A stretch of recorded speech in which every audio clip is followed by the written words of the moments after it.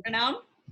आप श्रीमती सज्जन देवी शर्मा, आप अपने समाज की एक ऐसी विभूति हैं जिन्होंने अपनी शिक्षा उस समय की जब बहुत कम महिलाएं शिक्षा लेती थी। आप शासकीय सीनियर सेकेंडरी विद्यालय में प्राचार्य के पद से रिटायर हुई, सेवानिवृत्त हुई और कोटा क्षेत्र की प्रथम महिला जिन्होंने उस समय एमए किया था, जब बहुत कम महिलाएं एमए किया करती थी या शिक्षा में थी। आपको जिला स्तर पर शिक्षा में कई अवार्ड मिले और आज पोते के जन्मदिन पर आपको बहुत बहुत बधाई। किसका जन्मदिन है आज? आज बिट्टू का। हाँ, उत्कर्ष का जन्मदिन। हाँ। तो आपका नाम इतना अच्छा है, आपका नाम किसने रखा था? मुझे पता नहीं, फादर ने रखा था। अब जैसा नाम है वैसे ही आप हैं। तो आप बताइए कि आपका बचपन कहाँ बीता और कैसे? उज्जवल पृष्ठों पर अंकित है ये गाथा अभिमान की, स्वर्गों का यश फीका करती ये धरती राजस्थान की। अरे वाह। जननी जन्मभूमिश्च स्वर्गादपि गर्यसी। मैं राजस्थान की बेटी और बहू आप सभी लोगों को नमस्कार करती हूँ। तो आपका बचपन कहाँ बीता? मेरा जन्म तो असनावर नामक एक छोटे से ग्राम में जो कोटा जिले में है वहां हुआ था। वैसे तो मूलतः हम लोग छिपा बड़ौद के निवासी रहे मेरे दादाजी, परंतु शिक्षक होने के कारण पिताजी के ट्रांसफर हुआ करते थे। मैं बड़ी चाहत की संतान थी क्योंकि मेरे पहले जो 4 भाई हुए थे तो पिताजी को लड़की की बहुत इच्छा थी। माँ बताया करती थी कि वे अपने दोस्तों से कहते थे कि यार तुम्हारे में से किसी के लड़की हो तो मुझको दे देना और बदले में मेरा लड़का ले लेना। जब मैं हुई तो उन्होंने बहुत खुशी मनाई, बड़े हर्षित हुए और बाजे बाजे बुलवाए, मिठाइयां बांटी। इस तरह से मैं अकेली होने के कारण, 4 भाइयों में अकेली होने के कारण पिताजी की, परिवार की, भाइयों की, सबकी प्रिय और लाडली रही हूँ। आपकी स्कूली शिक्षा और कॉलेज की शिक्षा कहाँ पर हुई? मेरी स्कूली शिक्षा अकलेरा नामक गांव से, जो अभी कोटा जिले में है, वहां के कन्या उच्च प्राथमिक विद्यालय से प्रारंभ हुई, क्योंकि पिताजी का ट्रांसफर असनावर से अकलेरा हो गया था और पिताजी को शुरू से ही बड़ा शौक था। वो बहुत ही छोटी उम्र में, 2.5-3 साल की उम्र में मुझे उन्होंने स्कूल भेजना शुरू कर दिया था। और मैं क्या कहते हैं, मैंने भी आज की तरह LKG HKG जो अब के नाम से थी वो पढ़ी और फिर उसके बाद कक्षा 1 से शुरुआत हुई। उस समय भी आज की तरह क्या कहते हैं प्रतियोगिताएं होती थी अपने स्कूल स्तर पर छोटी मोटी। तो एक बार हमने भी कविता प्रतियोगिता में भाग लिया। पिताजी से कहा कि हमें कविता बोलनी है, तो पिताजी ने हमें लिख के दी। कविता के बोल हैं कि पढ़ो लिखो भारत संतान, हृदय धरो माता का ध्यान, तुम ही पर है आशा सारी, मुख निरखे भारत में तारी। जो आज भी सटीक बैठती हैं। सही बात।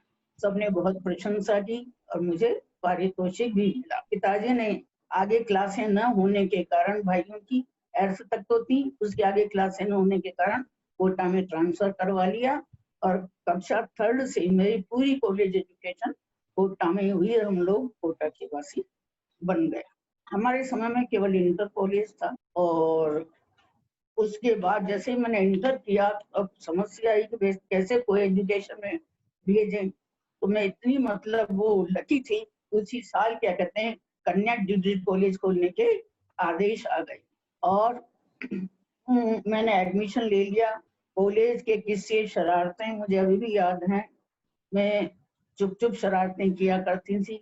मुझे पढ़ाने का शौक बहुत था, तो मैं रिसेज में 8-10 लड़कियों को लेकर बैठ जाती थी और मैं उन्हें हिंदी संस्कृत पढ़ाया करती थी। कहते हैं कॉलेज में इमली के पेड़ थे, तो कई बार वहाँ क्वार्टर की छत पर चढ़ जाते थे और इमलियां तो कच्ची इमलियां तोड़ तोड़ कर खाते थे।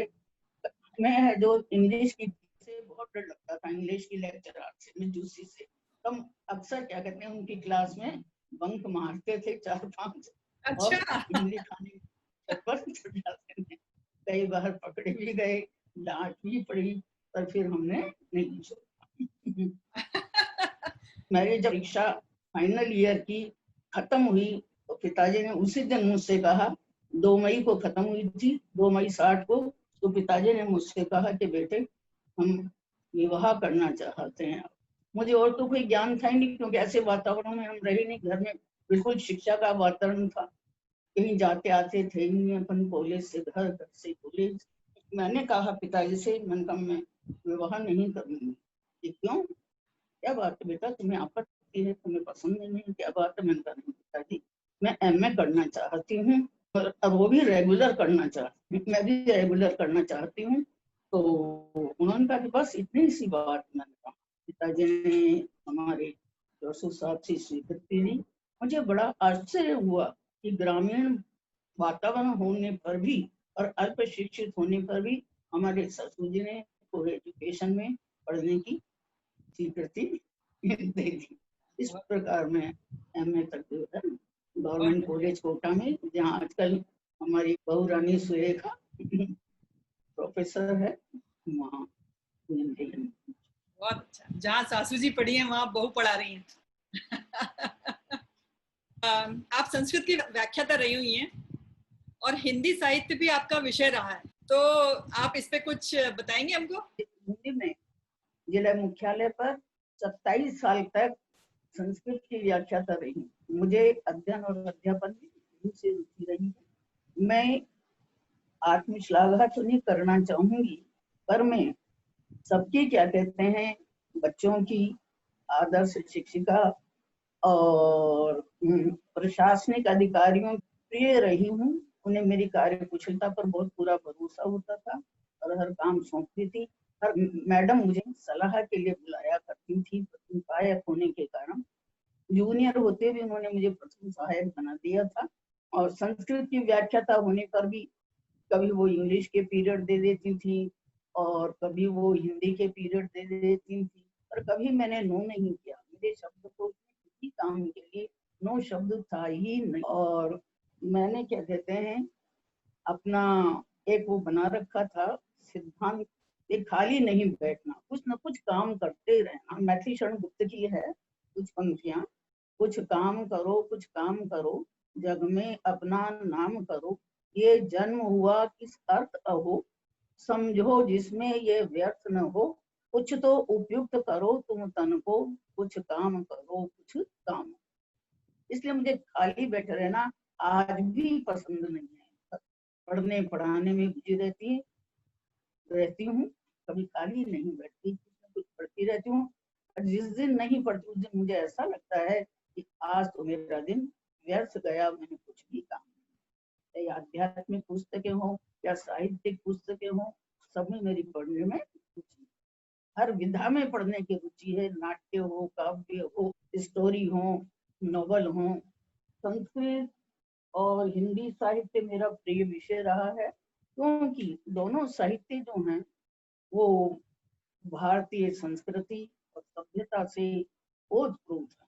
कुछ ऐसी बातें हैं जिन्हें पढ़कर के क्या कहते हैं, हम अपना आदर्श जीवन व्यतीत कर सकते हैं। छोटी छोटी बातें हैं, हर जगह अनमोल रत्न आपको साहित्य में पड़े हुए मिल जाएंगे। कहते हैं आत्मन प्रतिकूलानि न समाचरे, संस्कृत में, कि अपने प्रतिकूल आचरण मत करो। जब हम ये सोचकर कुछ कहने से पहले, ये सोचकर कुछ करने से पहले ये सोचकर, सामने वाले की जगह अगर अपन हो तो अपने को कैसा लगे, ये सोचकर व्यवहार करेंगे तो फिर मतभेद के लिए तो कोई, जैसे क्या कहते हैं, एक श्लोक है संस्कृत में, न को अपि कस्य मित्र न को अपि अस्य शत्रु, व्यवहारेण जायन्ते मित्र है और मित्र है शत्रु च। मतलब इस संसार में कोई किसी का मित्र नहीं है, न कोई किसी का शत्रु है, अपने व्यवहार से ही मित्र और शत्रु बनते हैं। इसलिए मेन चीज ये है कि व्यक्ति को अपने व्यवहार पर ध्यान रखना चाहिए, जो कुछ बोलो सोच समझ कर। एक और है ऐसा ही, ज्ञान वृद्धि शुभय न समीक्षते, छोटी छोटी बातें हैं, कि ज्ञान में वृद्ध व्यक्ति की अवस्था नहीं देखी जाती, चाहे छोटा हो, चाहे बड़ा हो, चाहे ऊंच हो, चाहे नीच हो, जहां से भी ज्ञान प्राप्त हो व्यक्ति को वहीं से ज्ञान ग्रहण कर लेना चाहिए। ज्ञान ऐसी चीज है जिससे कभी संतुष्ट होना ही नहीं चाहिए। पता होगा क्या कहते हैं, दत्तात्रेय ऋषि ने तो अपने 24 गुरु बनाए थे, यहाँ तक कि चींटी और को भी अपना गुरु बना दिया।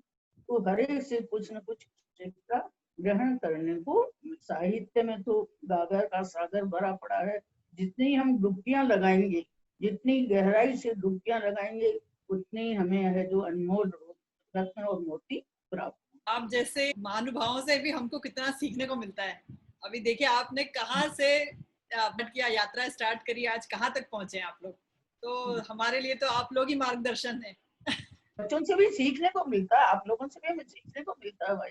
आपने शासकीय स्कूल में प्राचार्य के पद से सेवानिवृत्त हुए हैं, तो आपकी शासकीय सेवा की यात्रा कैसी रही और आपको सर्वश्रेष्ठ शिक्षक और भी कई सम्मान मिले हैं, तो थोड़ा हमको बताइए इसके बारे में। मेरी आचार्य पद की जो यात्रा है, बल्कि यूँ कहूँ कि संपूर्ण क्या कहते हैं राज्य सेवा की यात्रा है, बड़ी सफल निर्विघ्न रही है। और मैं अपनी बड़ाई क्या करूं कि मुझे एक कुशल कार्यकर्ता और कुशल प्रशासक माना जाता था। जब मैं 12 में गई, मुझे ज्वाइन किए हुए 15 दिन भी नहीं हुए थे, ये 15 अगस्त आ गया और वहां के डीडी ने मेरा नाम सम्मान के लिए मेरे पास भेजा कि आपको सम्मानित कर रहे हैं हम और आप उपस्थित हो। तो मुझे बड़ा आश्चर्य हुआ। मैंने कहा, पूछा भी मैंने एक बार उनसे, ऐसा आपने क्या देखा? मैंने कहा, मुझे तो आपके अंडर में काम करते हुए 15 दिन भी नहीं हुई। क्या ऐसा है जी, आने से पहले पता लग जाता है, वो खुशबू है जो रोके नहीं रुकती, वो खुशबू तो फैलती ही रहती, पता लग गया था। और कोई भी काम सौंप देते थे, मैं कहती थी कि भाई मैं कैसे करूंगी, छुट्टियां हैं, स्टाफ भी नहीं है, आप सब कर लोगे, आप सब कर लोगे, मैंने सब कर लो, मना करना था ही नहीं। स्टाफ भी सब तैयार हो जाता था एक बात कहने, भाई जो सबको आना है, अपने को ये परीक्षा कंडक्ट करवानी है, ये करवानी, तो सारा स्टाफ तैयार होता था। मुझे पूर्ण सहयोग मिला, पूरा मुझे सहयोग मिला। एक बात मैंने नोट करी अपने सर्विस में या शासकीय पद पर रहते हुए, कि यदि हम अपने क्या कहते हैं असिस्टेंट से चाहें किसी काम को करने के लिए कहें, तो पहले खुद आप आदर्श बनिए। मैं 2 पीरियड लेती थी, जैसे मेरे अध्यापन में रुचि है, मैं कभी अपना कालांश नहीं छोड़ती थी, चाहे कितने ही अर्जेंट वर्क क्यों न हो। जब मैं क्लास में जाऊंगी तो टीचर अपने आप समय पर जाएंगे। 2 पारी में विद्यालय चलता था, हालांकि मैं बीच पारी में से मेरा समय बीच पारी में रहता था और मैं जा सकती थी, पर मैं पूरा टाइम होने पर ही जाती और समय पर ही स्कूल में उपस्थित होती थी। कुछ आप तो जैसा जानती हैं कि 2-4 तो हर दूर आपको मिल जाएंगे जो प्रॉब्लम होते हैं। तो ऐसे ही क्या कहें, एक 4th क्लास था मेरे यहाँ, जो कभी आता और कभी नहीं आता, और अक्सर पी के आता था। नशे में बोलता ही था वो, बच्चों से भी टीचर से भी। मेरे पास शिकायत आई, मैंने उसे बहुत समझाया, नहीं माना। एक दिन औचक निरीक्षण पर डीडी महोदय और डीओ दोनों आ गए। स्टाफ ने लिखित में शिकायत करी, तो मुझसे कहा गया कि आप इस पर मैडम साइन कर दीजिए, अभी इसको हम निलंबित कर देते हैं। मैंने कहा, सर ऐसा है कि आप थोड़े दिन रुके, मैं आपको दोबारा शिकायत करने का मौका नहीं दूंगी, मैं अपने स्तर पर ही समझा दूंगी। अगले दिन वो आया तो उसको स्टाफ मेंबर ने कहा, कुछ बाबू लोगों ने कहा, तो देखो भाई गंगाधर, कल ऐसी ऐसी बात हुई और तुम्हारी वजह से मुझे सुनना पड़ा। अभी तुम्हारी सर्विस चली जाती, बात है ना। फिर उस पर लड़कियों का विद्यालय है, आज तो उन्होंने गलत व्यवहार का ही लगाया, गलत बोलने का कोई भी इल्जाम तुम्हारे ऊपर लग सकता है। उसके उस दिन के बाद ऐसा समझ में बैठा कि न तो वो पी के आया और न वो टाइम बे टाइम आया, वो हमेशा समय पर आता था। ऐसे ही हमारे नए ओएस साहब आए थे ऑफिस में, उनका ऑफिस और मेरा ऑफिस पास पास ही था। मैं सिगरेट पीने की बहुत लत, और मैं तो बदबू से बड़ी परेशान, 2 दिन 3 दिन 4 दिन से मैं भाई बैठी रहती थी एक गेट पर। मैंने भाई से कहा, मैं कहा भाई जी जरा बाहर जाकर देखो जी सिगरेट की बदबू कहाँ से आ रही है। मैं कहा 3 4 दिनों के बराबर। भाई चली गई बाबू जी के ऑफिस में हुए सब कहा कि भाई इतने दिन से। तो उस दिन के बाद उन्होंने कुछ भी नहीं कहा और फिर कभी मौका ही नहीं दिया। उन्होंने अगर उन्हें तलब लगती थी तो बाहर जाकर वो स्कूल में जाकर रखती थी, कहने की मुझे जरूरत नहीं पड़ी उनसे। बहुत बढ़िया। ऐसे कुछ अपने सिद्धांतों, कुछ अपने आदर्शों पर अपने सफलतापूर्वक निर्विघ्न यात्रा पूरी कर ली। आप बहू और बेटी में क्या अंतर देखती हैं? बहू और बेटी में तो बेटा वैसे तो कोई अंतर नहीं है, वो भी बेटी के समान ही है, उससे भी अपनी लाते हैं। बहू जो है बहू तो बड़ी मुश्किल से देखी जाती है कि इतने साल तक बेटे की सेवा करो, पढ़ो पढ़ाओ लिखाओ तैयार करो, तब जाके बहू का मुंह देखते हैं। बेटे का तो होते ही देख लेते हैं, और बेटी तो शुरू से ही अपने घर में रहती है। तो बहू बेटी समान बेटा, कोई अंतर नहीं। सही बात। जैसी बेटी वैसी बहू। तो आप एक भारतीय महिला की छवि को कैसे देखती हैं? भारतीय महिला की छवि ऐसा है कि भारतीय महिलाएं भी किसी से कम नहीं है, हर क्षेत्र में आगे ही हैं, और कोई भी क्षेत्र उसने अछूता नहीं छोड़ा है। हर क्षेत्र में उसने पुरुषों की बराबरी की है। यहाँ तक कि सैन्य क्षेत्र में भी अब तो उसका दखल है। पायलट भी वो बन रही हैं, सब कर रही हैं, सब में आगे हो रही हैं, अग्रणी हो रही हैं। और नारी में तो वो शक्ति है बेटा, तो नारी तो प्रेरणा ही ऐसी है जो व्यक्ति को आदर्श बना देती है। तुलसीदास के पीछे, कालिदास के पीछे किसका हाथ है? नारी का ही हाथ है। तब वो इतने महान क्या कहते हैं कवि और लेखक बने, जो आज विश्व में प्रसिद्ध है और रहेंगे। उनके ग्रंथों के कारण वो आज भी जीवित है। आप आने वाली पीढ़ी को क्या संदेश देना चाहेंगे? मैं आने वाली पीढ़ी को संदेश देना चाहूंगी कि ऐसा है कि शिक्षा पर, शिक्षा के प्रति जागरूक रहें, और विशेषकर क्या कहते हैं बच्ची और बच्चे में कोई अंतर न समझें, दोनों को क्या कहते हैं समान रूप से शिक्षित करें, और उन्हें और खाली न बैठें, कुछ न कुछ क्या कहते हैं खाली समय में कुछ न कुछ पढ़ते रहें, साहित्य पढ़ते रहें, जैसी उनकी रुचि हो साहित्यिक पुस्तकें पढ़ते रहें, जो भी उन्हें पसंद हो अपनी रुचि के अनुसार। अवकाश के क्षणों का सदुपयोग अपने अध्ययन में बिताएं। मुझे तो आज भी नहीं लगता है कि मैंने कभी सर्विस की थी, मुझे भूख के भी याद नहीं आता। तो रिटायरमेंट के बाद सब लोग मुझसे कहते थे कि मैडम आपका मन कैसे लगेगा, कहीं ज्वाइन करो। अब तक तो मैंने कहा राज्य सेवा को प्राथमिकता दी, अब मैंने कहा मेरे परिवार को प्राथमिकता दूंगी, और मुझे तो भूल कर भी स्कूल याद नहीं आएगा। तो मैंने ऐसा ही किया, बच्चों के छोटे छोटे बच्चों के क्या कहते हैं अध्ययन में अध्यापन में लग गई। मैं तो ये कहती हूँ कि कुछ न कुछ व्यक्ति को करना चाहिए। यदि दृढ़ क्या कहते हैं इच्छा शक्ति हो तो मनुष्य जो है हर क्षेत्र में सफलता प्राप्त कर सकता है। जैसा कि मैं कहूंगी कि समझो जग को न निराश अपना, पथ आप प्रशस्त करो अपना, अखिलेश्वर है अवलंबन को, नर हो न निराश करो मन। बहुत अच्छा, बहुत ही बढ़िया। आप इतने सालों से राजस्थान में ही हैं, वहीं शादी हुई, वहीं बड़ी बड़ी सब कुछ। अभी राजस्थान में इतने पर्दा प्रथा थी उस टाइम भी, तो आपने इसको कैसे देखा? पर्दा प्रथा को ऐसा है कि मैं समय के अनुसार अपने आप को ढालने वाली हूँ। मेरा ससुराल बिल्कुल ग्रामीण उससे था, और बस पढ़े लिखे भी बहुत कम थे, नगण्य, मतलब महिलाएं तो थी नहीं, पुरुष में भी केवल एक हमारे बड़े भैया भाई साहब, मतलब जेठ जी, और इधर ये और बड़े भाई, बाकी ननद वगैरह भाभी वगैरह, माँ तो बिल्कुल कुछ जानती नहीं थी। तो जैसा मैंने कहा मैंने वैसे कर लिया। जैसे यहाँ से कोटा से जाती मैं 12, तो ये कहते घूंघट काट लेना, घूंघट काट रही थी।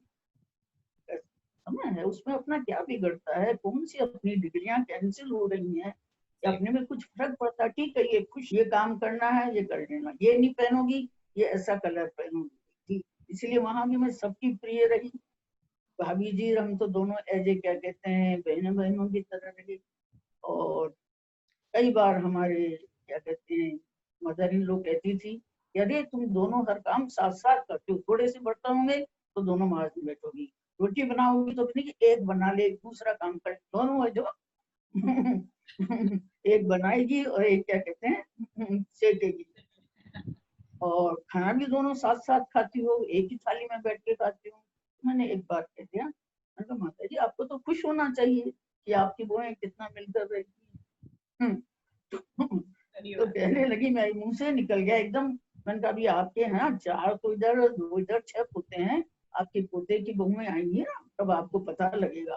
तो फिर क्या कहती है मुझसे कि नहीं मेरी तो पोते की बहू भी ऐसी अच्छी आएंगी जैसे मेरी बहू प्रेम से रहने वाली। वास्तव मुझे आज उनकी याद आती है कि वास्तव में उनकी बात सही है। आज भी मेरे घर में दोनों बहुएं, दोनों देवरानी जेठानी मिलकर रहती हैं, बड़े प्रेम से रहती हैं। मैंने आती छोटी से तो कह ही दिया था, देखो बेटा जेठानी भी सास से एक स्थान पर ही होती है, सास के बराबर ही होता है। कभी वो जवाब नहीं, कभी ऐसी नौबत ही नहीं आती, प्रेम से हिलमिल के रहते हैं, आदर्श बहुएं हैं। सही बात है, सही बात है। युवा भावी व्यवहार कुशल, लोगों को बड़ी ईर्ष्या होती है इस बात को देख के कि मेल हो तो ऐसा हो। भाई भी भाई दोनों मिलके रहते हैं, दोनों मिलके रहते हैं, बच्चे मिलके रहते हैं, पता ही नहीं लगता कौन क्या काम करता है कौन क्या नहीं कर रहा, कौन क्या ला रहा है क्या दे रहा है। आप दादा दादी का क्या कर्तव्य होता है बच्चों के आने में, बच्चों को बड़ा करने में? देखो सर्विस जो करती है ना बहुएं, तो उनके प्रति जो दादाजी का बहुत कर्तव्य होता है, पीछे से बच्चों को देखना करना, उनको पढ़ाने में क्या कहते हैं सहयोग करना। और सब बच्चों को मैंने ही प्रारंभिक शिक्षा दी, यहाँ तक कि 10th और 12th वो भी मैंने पढ़ाई है, हिंदी संस्कृत अंग्रेजी, शुरुआत भी मैंने ही की है इन बच्चों की। स्कूल छोड़ने जाना लेने जाना। हाँ भैया पढ़ना, आपको बहुत बहुत मैं बधाई देती हूँ, आपने जो ये मुहिम छोड़ी ना ये मुझे बहुत अच्छा लगा, क्योंकि हर एक का जीवन में कुछ ना कुछ आदर्श मिलता है, कुछ सीखने को मिलता है, कुछ प्रेरणा मिलती है। ये बहुत अच्छा लगा, धन्यवाद। ऐसी शुरुआत की है। आपके विचारों को जानकर बहुत अच्छा लगा। आप जैसी महिलाएं ने ही बाकी महिलाओं को शिक्षा प्राप्त करने की एक अलग राह दिखाई, तभी आपके पीछे पीछे आज इतनी महिलाएं हैं जो राजस्थान में भी देखिए और भी जगह पर इतनी महिलाओं ने इतनी प्रगति की है, क्योंकि आप लोग जैसे संबल बने, दूसरों के लिए मार्गदर्शक बने, इसलिए आज आपके पीछे की पीढ़ियां आपके बताए हुए रास्ते पर चल निकली। तो आप जैसे विभूतियों को धन्यवाद और प्रणाम।